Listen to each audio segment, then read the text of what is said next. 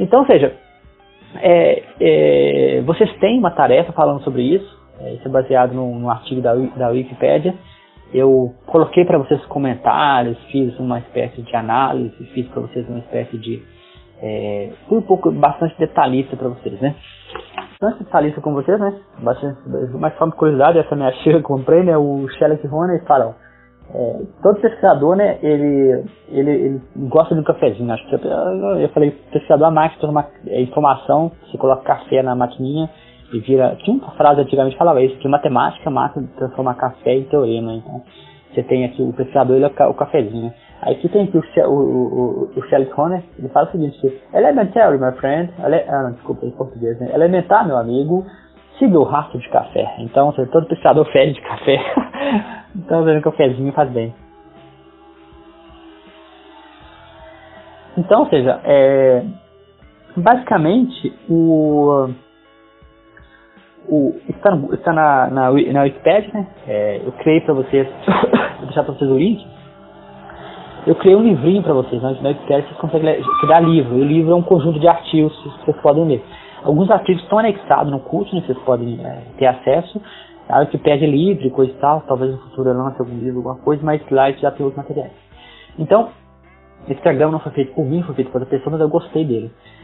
O diagrama, ele tem, né, o método científico, né, o método científico, ele tem como objetivo, né, em geral, gerar teoria científica, né. Por que você tem um método científico? O método científico porque você quer gerar teoria científica, né, então geralmente essa é a regra. Então, se você pensar tipo um brainstorming, você vai pensar, o método científico está no meio, a teoria científica, né, ela está no meio, né, toda ciência é baseada em teoria científica. Então você tem teoria científica no meio, né, ali que é a coisa mais importante, né, e o que é uma teoria científica? De acordo com essa pessoa, né, que fez lá o Lauro Chiesa de Carvalho, né, ou Chiesa, não sei, em italiano seria Chiesa, né. Mas acho que deve ser italiano porque tem um Z aqui, ó. Italiano geralmente gosta de dois Z, né? Fala que vai gostar de Z lá longe italiano. Então, vou chamar de Chiesa, né? Então, o Lauro de Carvalho, ele coloca assim, ó, da seguinte forma, ó, conjunto indissociável de todos os fatos e hipóteses harmônicas indissociáveis. Ok, gostei, muito bom. Pode ser uma fonte que define uma teoria científica. Pode pensar que a teoria científica é um pacotão, né? Você amarrou várias coisas ali, aí vai ter teoremas, né? Pode ter várias coisas, por exemplo, você pega a teoria da evolução. Realmente teoria tem que ser provada de alguma forma, senão é princípio, né? Foi provada. Então, você tem teoria científica, só que a teoria científica, ela vai ter um processo, né? Eu dei para vocês lá no exercício um exemplo da teoria da relatividade, eu explico para vocês um pouco melhor. Mas a relatividade, ela passa por esse processo. Você tem geralmente observação, você tem fatos verificáveis, né, porque a teoria precisa ser verificável, né. Um exemplo interessante é que atualmente nós temos uma teoria chamada teoria das cordas, né. A teoria das cordas, na verdade, veio do estudo de Albert Einstein. Então, a teoria das cordas na física basicamente fala que todo o universo ele é explicado por cordas, com cordas de energia, né. E a vibração dessas cordas, ela gera tudo, desde planetas, né. Você vê documentários que comparam a teoria com eu tocando violoncelo, né. Então, com o violoncelo, na verdade, a vibração de energia, tudo é energia, né? Que bate talvez com a equação de Einstein. Né? Só que o problema dessa teoria, que as pessoas batem, né? As pessoas estão batendo no pessoal. Né? As pessoas, elementar, meu amigo, elementar, siga o rastro de café. Então, as pessoas estão batendo nessa teoria das cordas porque eles não conseguem medir essas cordas. Não tem como. Eles não conseguem. O pessoal, eu vou deixar um documentário para vocês, está em inglês, né? Deve ser em português, mas eu vou mandar para vocês em inglês e depois vocês acham em português. Mas lá fala que os maiores problemas dessa teoria é que a teoria como se diz,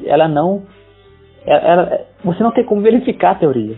Porque as cordas, como você mede essas cordas? Não tem como medir as cordas, né?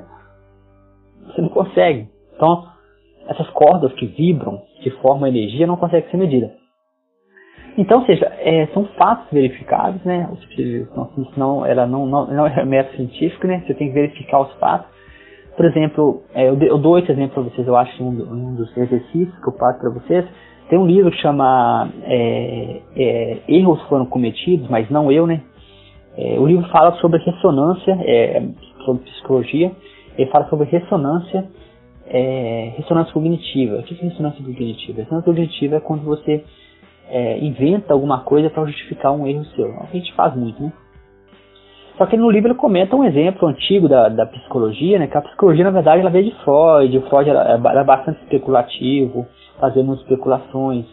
E a ciência não trabalha com especulação em geral. Então a psicologia, até algum tempo atrás, ela não era meio que ciência, né? Ela não usava método científico. Mas atualmente, o próprio Kahneman, que eu mostrei para vocês anteriormente lá, o livro dele, ele é um psicólogo, ele ganhou o prêmio Nobel em Economia. Por quê? O trabalho dele é experimental.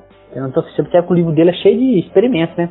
O gorila foi um experimento também. Lembra do gorila? Então o gorila era um experimento na análise de psicologia.